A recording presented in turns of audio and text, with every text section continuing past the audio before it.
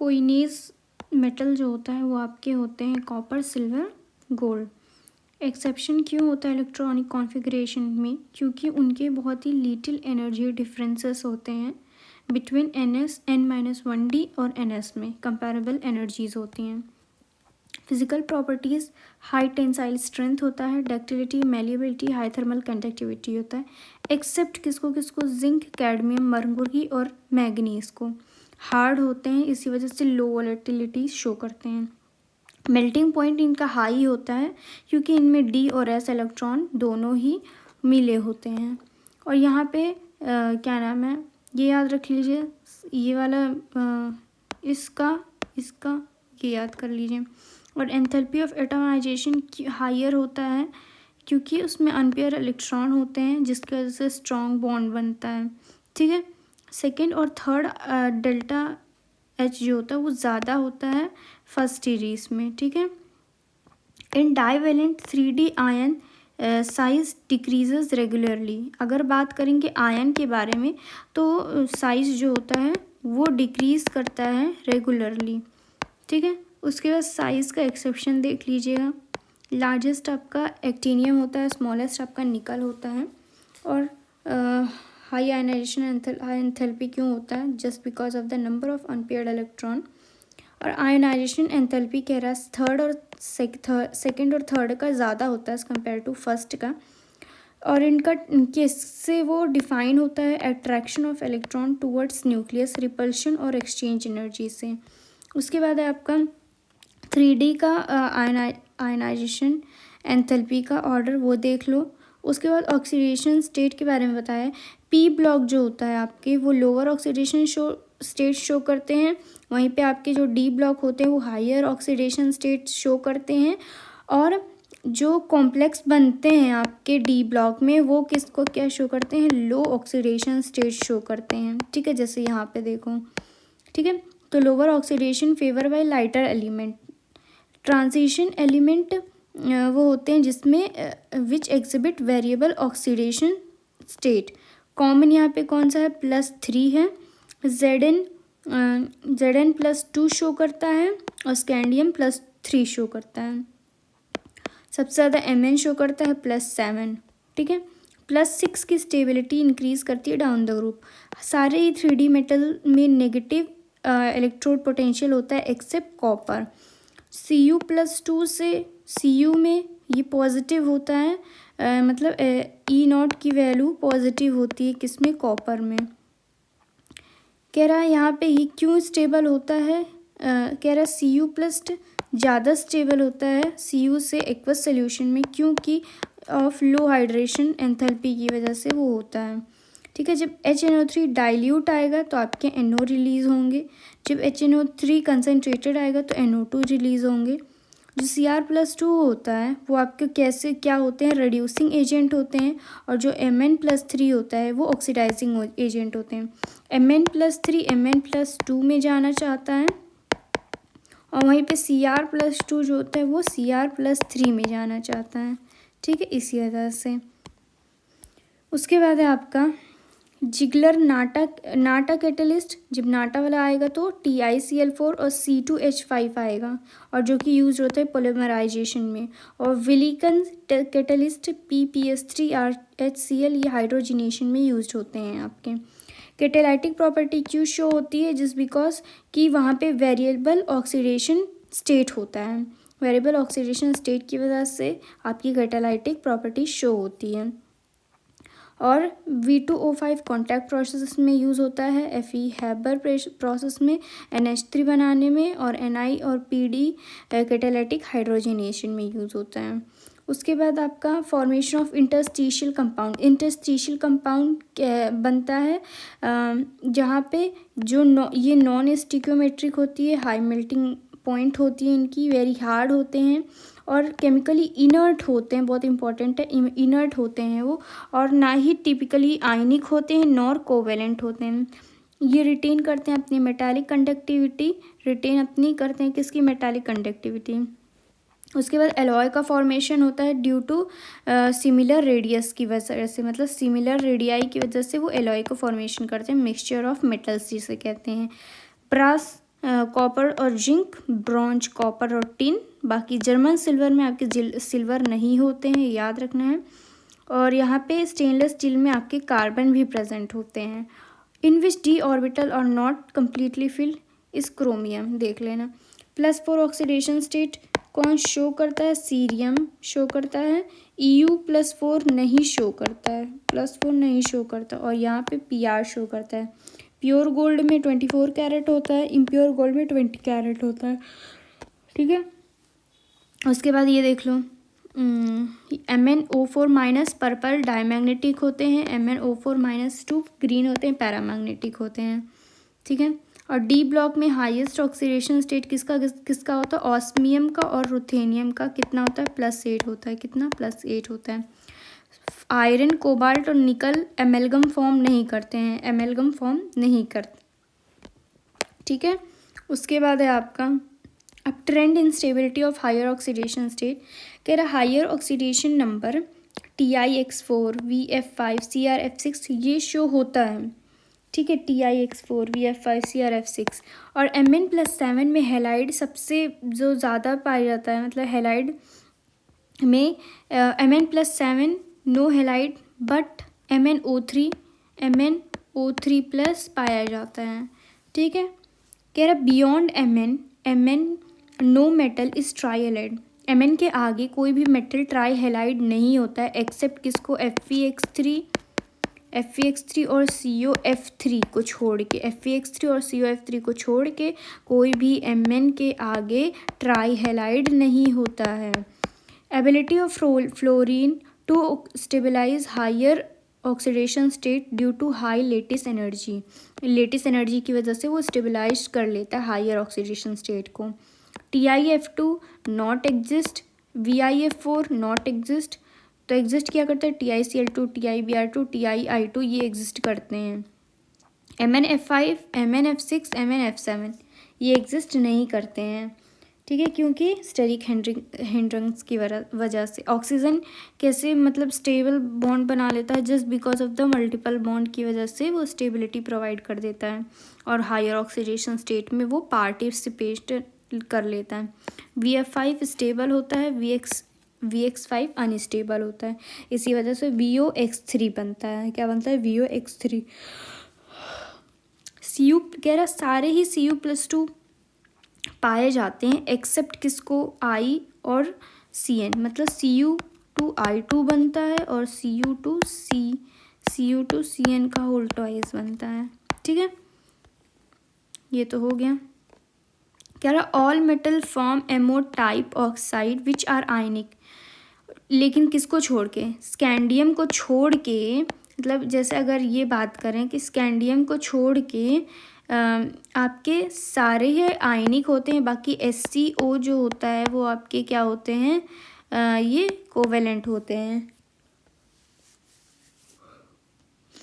D block में higher oxidation state of D block metal can stabilise presence of high electronegative atom, जैसे कि oxygen और fluorine more stable in presence of oxygen, oxygen की वजह से ज़्यादा अच्छे से स्टेबल हो पाता है as compare to fluorine, just because of multiple bond, ठीक है। Beyond group 7 no higher halide of Fe above Fe2O3 form, मतलब Fe2O3 के ऊपर कोई भी हेलाइड नहीं बनता है, लेकिन FeO4-2 बन जाता है, लेकिन ये अनस्टेबल होता है, इसलिए ये टूट जाता है Fe2O3 और O2 में, अल्कलाइन मीडियम में, ठीक है। उसके बाद है as oxidation number increases ionic nature decreases, as we know this very well.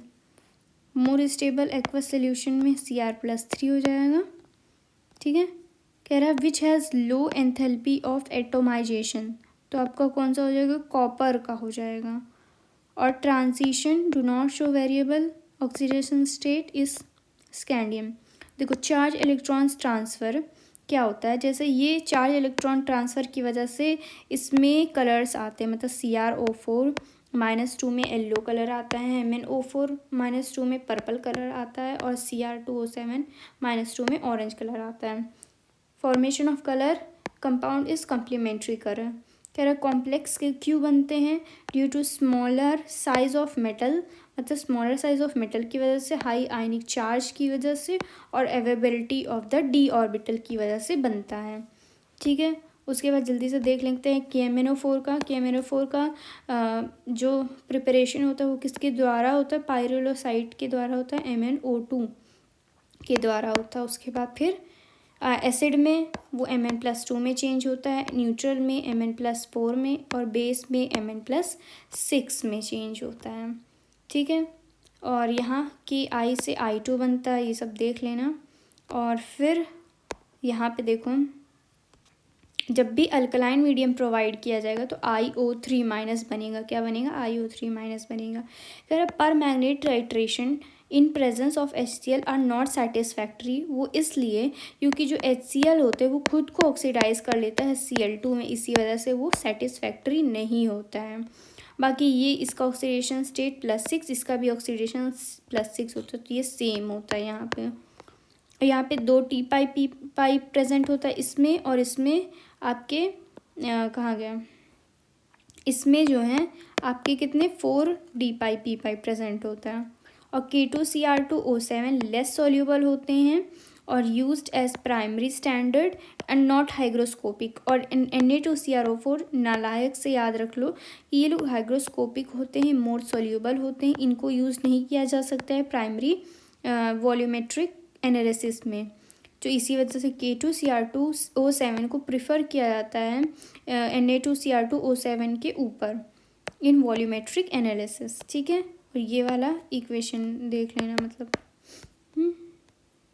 उसके बाद पूछा जाता है कि K2Cr2O7 का किससे मतलब किससे बनना शुरू हुआ, तो वो होता है FeCrO4 से वो बनना शुरू होता है, यूज्ड इन लेदर इंडस्ट्री।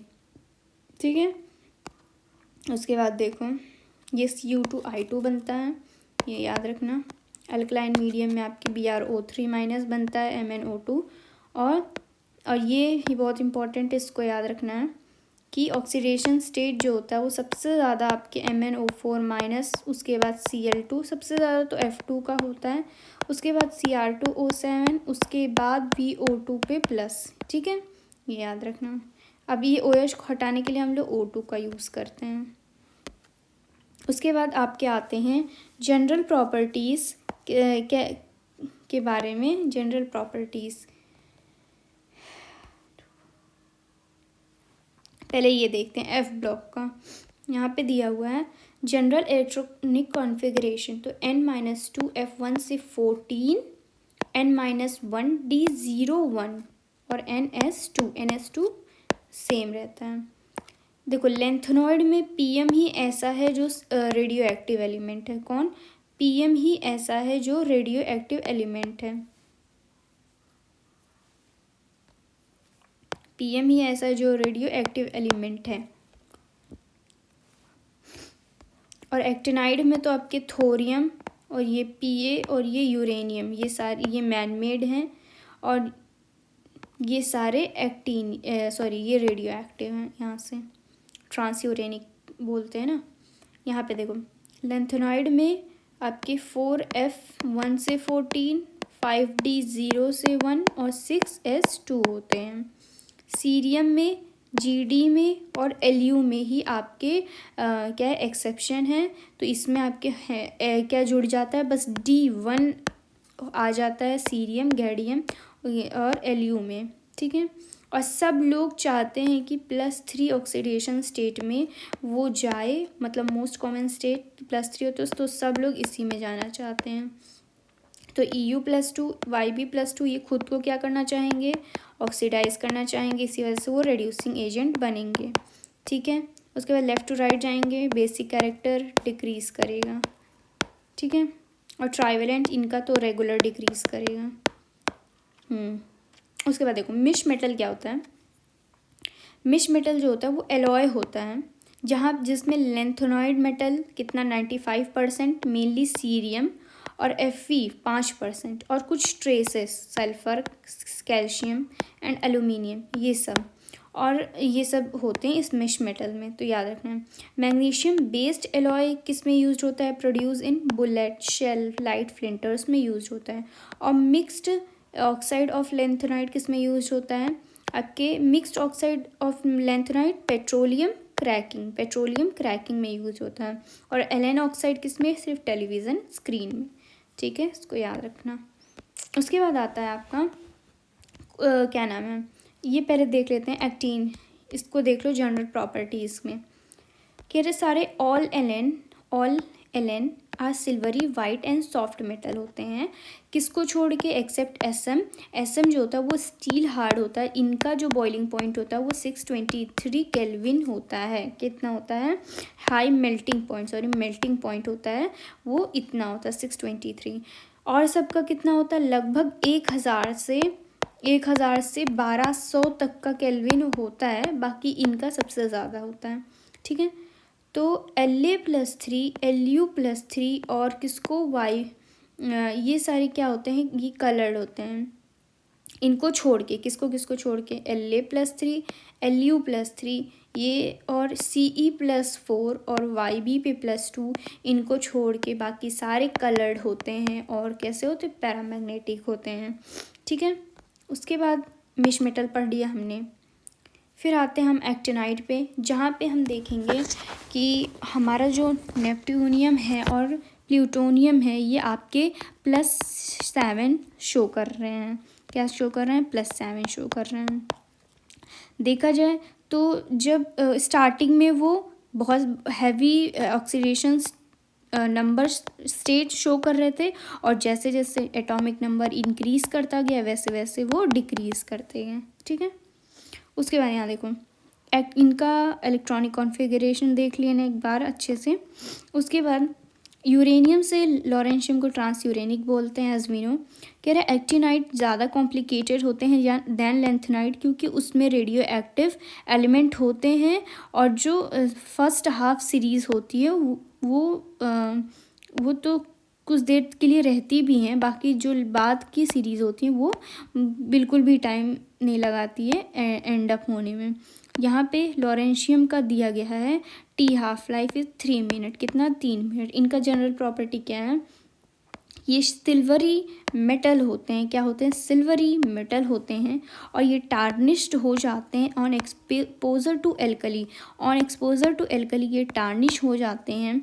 और क्या नाम है, all reacted with non metals eight moderate temperature. देखो ये लोग नॉन मेटल के साथ रिएक्ट करते हैं एट मॉडरेट टेम्परेचर, और ये लोग HCl के साथ भी रिएक्ट करते हैं, HNO3 के साथ भी रिएक्ट करते हैं, लेकिन बेस के साथ रिएक्ट नहीं करते हैं।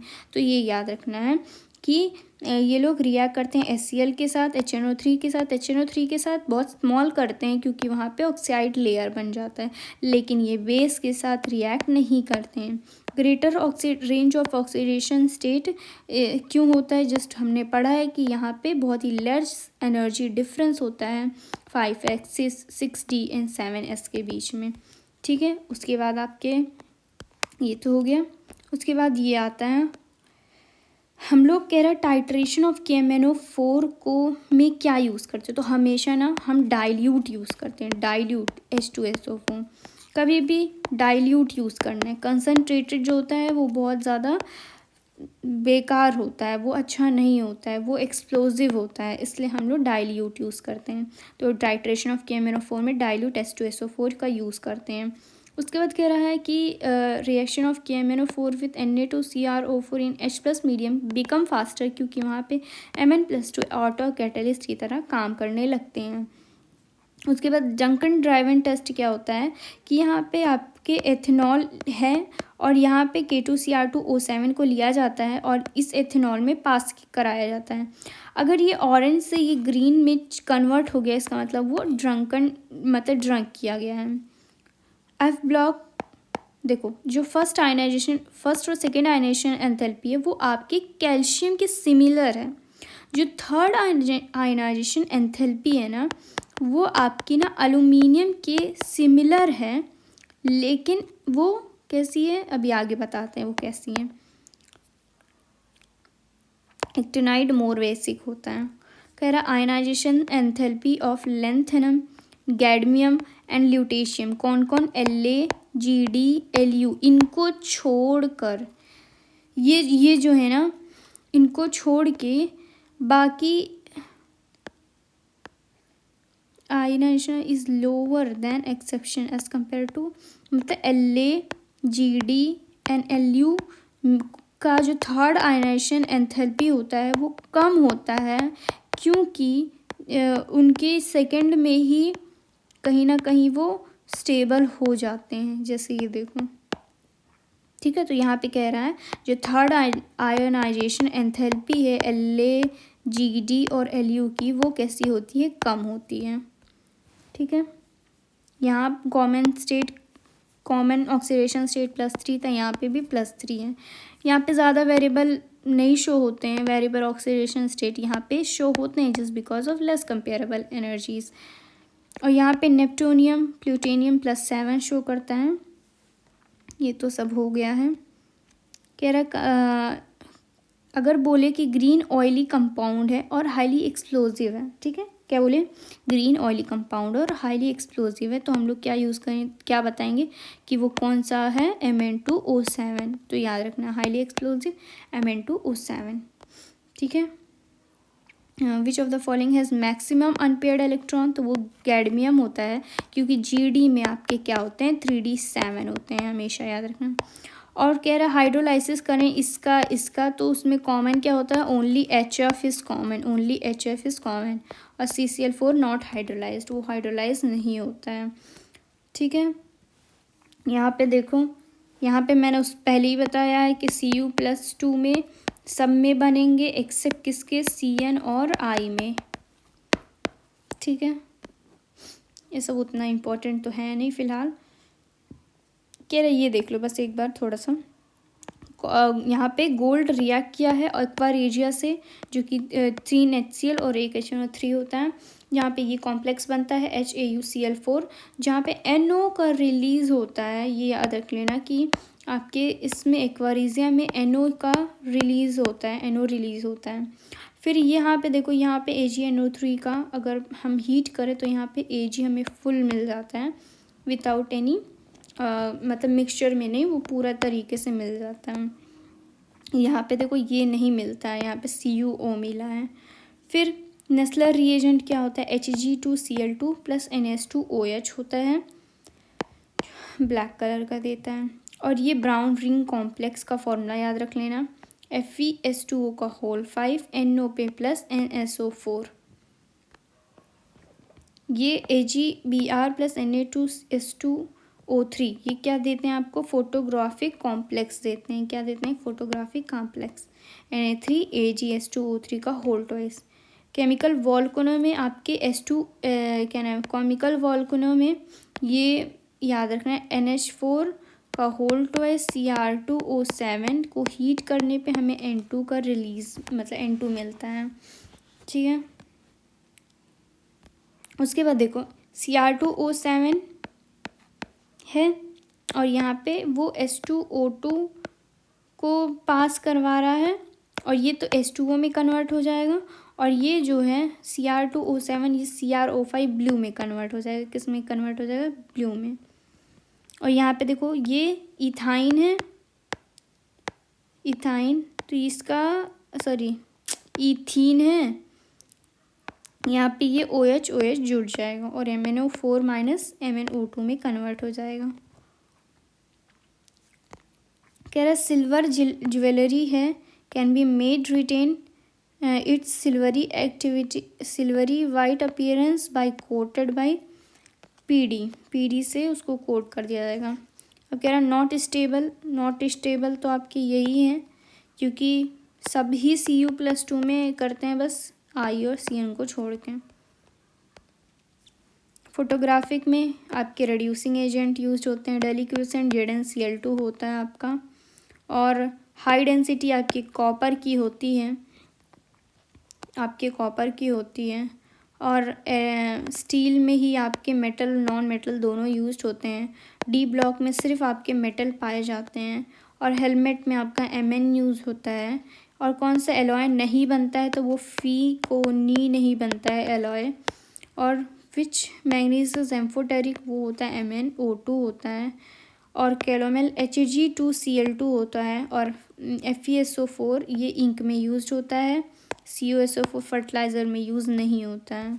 और एमेलगम फीकोनी नहीं बनाता है। कौन नहीं बनाता? फीकोनी।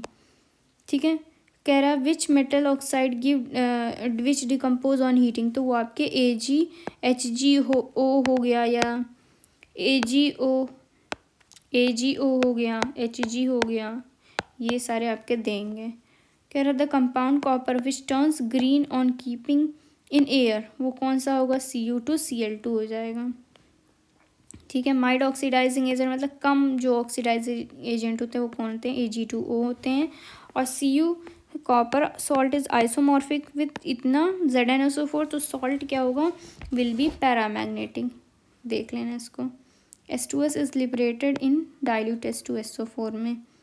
जब SO2 K2Cr2O7 plus 3SO2 react करेगा H2SO4 के साथ, तो क्या बनाएगा? ये SO2 का SO4 हो जाएगा, द Cr2SO4 का होल थ्राइस। और ये ग्रिगनेट ग्रीन, ये देख लो। क्या है? Pure concentrated HNO3 make iron passive as surface is covered with protective layer of Fe3O4। TiO आपके पिगमेंट इंडस्ट्री में यूज होते हैं।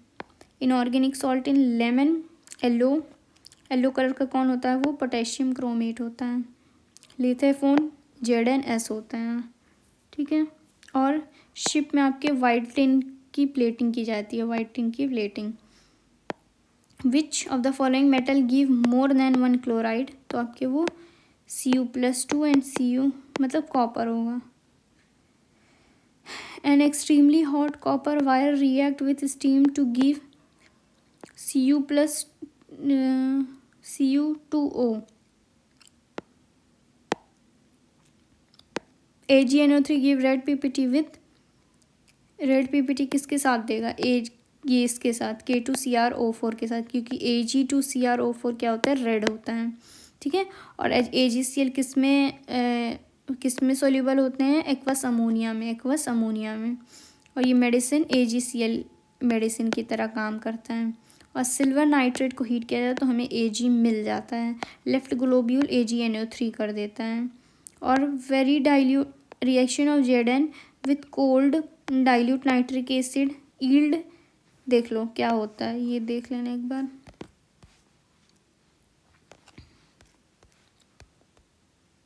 रेडिएशन शील्ड में आपके लेड यूज होते हैं।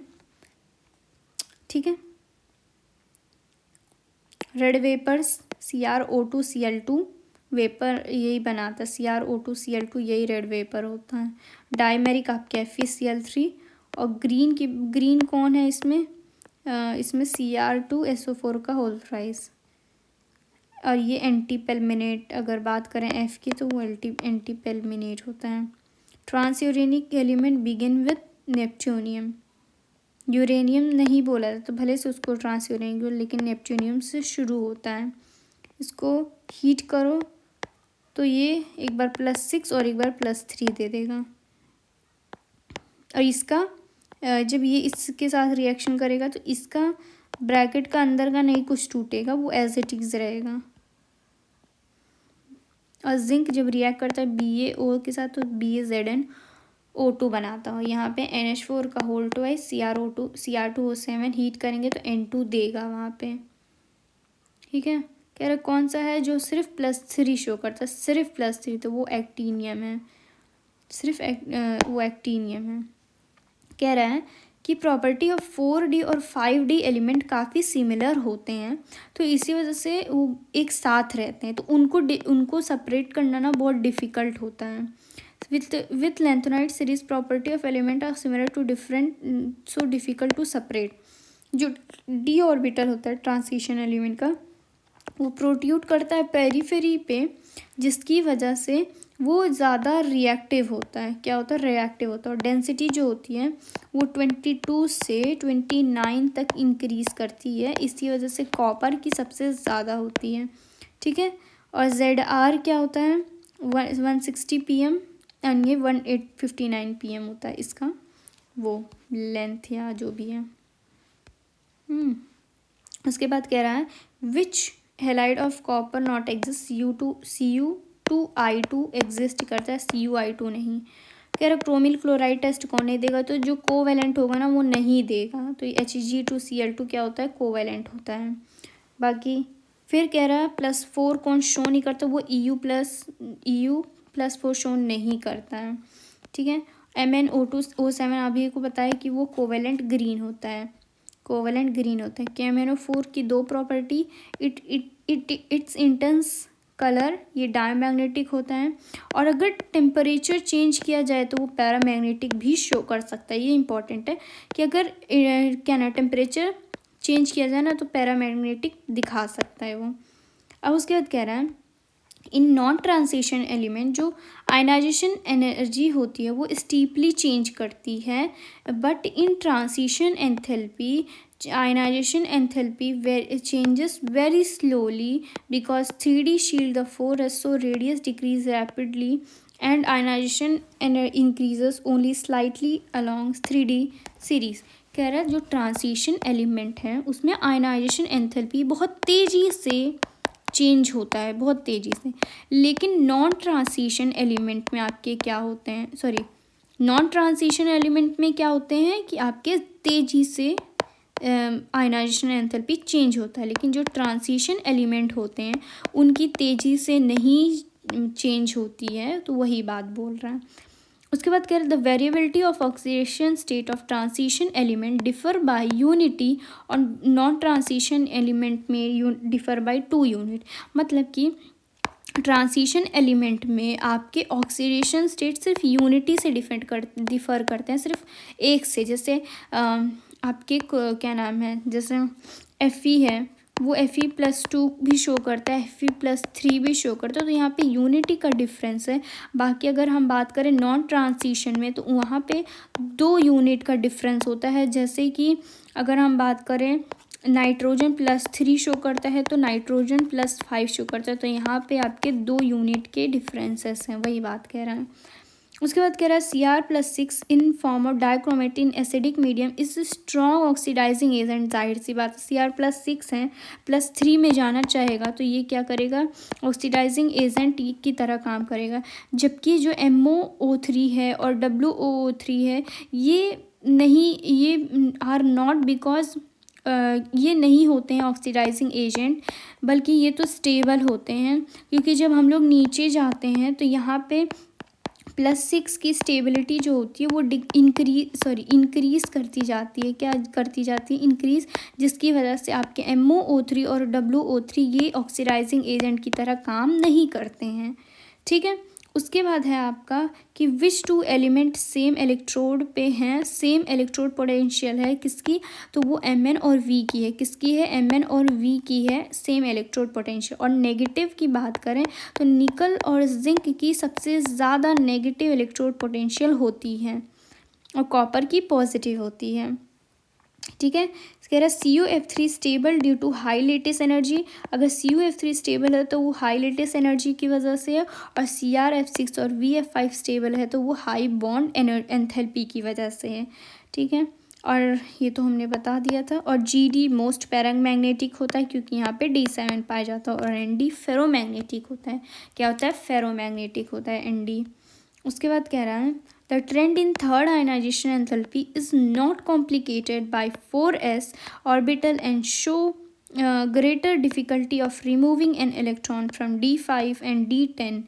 तो वही कह रहा है कि ये थर्ड आयनाइजेशन एंथैल्पी ज़्यादा कॉम्प्लिकेटेड नहीं होता है बाय 4s के द्वारा, और वहाँ पे ग्रेटर डिफ़िकल्टी होता, मतलब उनको सेपरेट करने में, रिमूव करने में इलेक्ट्रॉन ज़्यादा डिफ़िकल्ट होता है। जैसे अगर हम इससे निकालें और इससे निकालें तो ये इसमें बहुत ज़्यादा एनर्जी लगेगी निकालने के लिए, क्योंकि ये स्टेबल हैं, हाफ फिल्ड है ना, इसी वजह से कह रहा है कि थर्ड आयनाइजेशन एंथैल्पी कॉम्प्लिकेटेड नहीं होते हैं, ठीक है।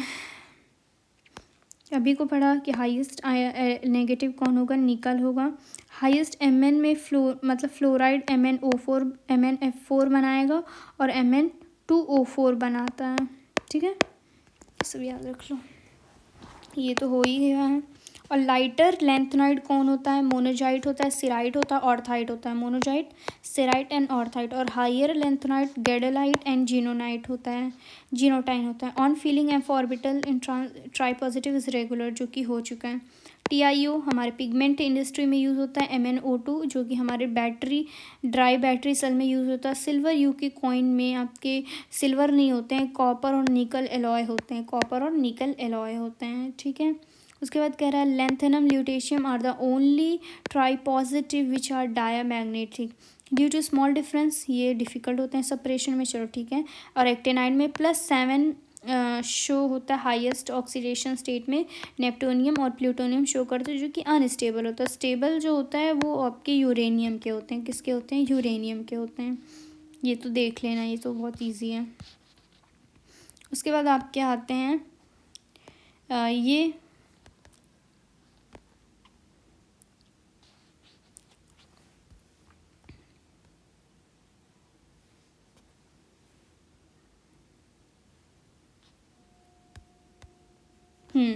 तो इसको देख लेते हैं जल्दी से।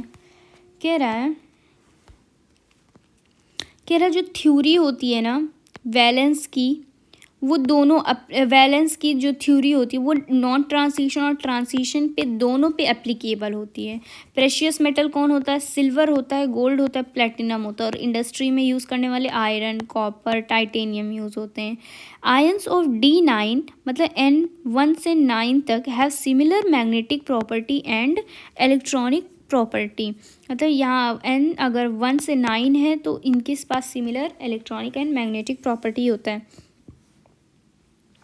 देर are greater similarities in property of transition than non transition. बहुत इंपॉर्टेंट लिखा है कि ट्रांजिशन एलिमेंट में ना आपकी सिमिलैरिटीज़ जो होती हैं वो ज़्यादा होती हैं as compare to non transition element के, ठीक है। नॉन ट्रांजिशन एलिमेंट के मैक्सिमम बॉइलिंग पॉइंट जो होती है, मैक्सिमम पॉइंट जो होता है, मेल्टिंग पॉइंट जो होता है वो D5 पे होता है एक्सेप्ट Mn और Tc। अगर हम लोग देखें ग्राफ तो कुछ Mn में ना वो जाके कहीं ना कहीं डिक्रीज़ कर जाता है। इसी वजह से Mn और Tc को छोड़ के जो D5 होता है उनके मेल्टिंग पॉइंट हाई होती है। उसके बाद कह रहा है ΔHa is important factor for standard electrode potential के लिए आपके ΔHa जो होता है वो एक इम्पॉर्टेंट फैक्टर होता है। मेटल्स के पास हाई हाई ΔH होता है तो वो नोबल की तरह काम करता है। कह रहा है जो आपकी सेकंड और थर्ड आयनाइजेशन एंथैल्पी है वो बहुत ही ज़्यादा होती है और बहुत ज़्यादा होती है। देखिए यहाँ पे जैसे थर्ड और सेकंड की ज़्यादा है as compare to first. 3D series में अब किसकी बात कर रहा है, सिर्फ 3D सीरीज़ में आपका जो ΔH है वो मैक्सिमम किसका है, वेनेडियम का है। और मिनिमम किसका है, वो है जिंक का है। किसका है, जिंक का। ये वेनेडियम का, ये जिंक का है। Feeling of 4f before 4d orbital result in regular decrease in atomic radii called lanthanide contraction. 4f before 4d, 4f का पहले भर जाता है उसके बाद आप 5d को भरते हो, तो वही कह रहा है।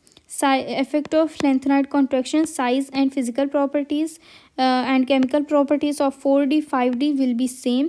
और ionization enthalpy of 5d in higher is higher than 4d, मतलब 5d का ज़्यादा होता है एज़ कम्पेयर टू 4d क्या, आयनाइजेशन एंथैल्पी, वही बोल रहा हूँ।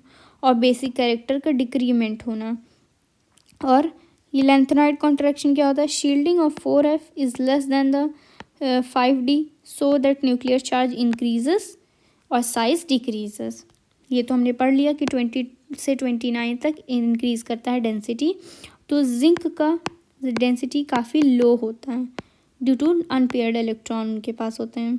Decrease in metallic radius coupled with increase in atom, मतलब वही कह रहा है कि रेडियस का तो डिक्रीमेंट होता है बट एटॉमिक मास का तो इंक्रीमेंट होता है, इसी वजह से डेंसिटी इंक्रीज करती है।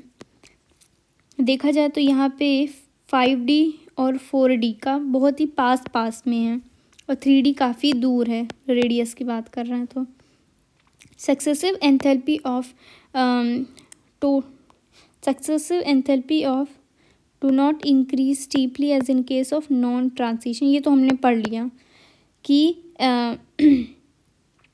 हमारे ट्रांजिशन एलिमेंट में आपके वही जो आयनाइजेशन एंथैल्पी है वो धीरे धीरे इंक्रीज़ करता है और नॉन ट्रांजिशन में आपके ज़्यादा इंक्रीज़ करते हैं।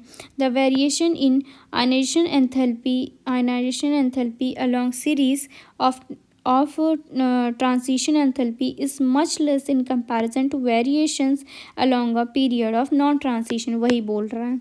ठीक है, atomic radii decreases less rapidly along period because 3D electron shield 4s electron from increased nuclear charge somewhat more effective than the outer shell electron, इसी वजह से आयनाइजेशन एंथैल्पी वहाँ पे इंक्रीज करती है।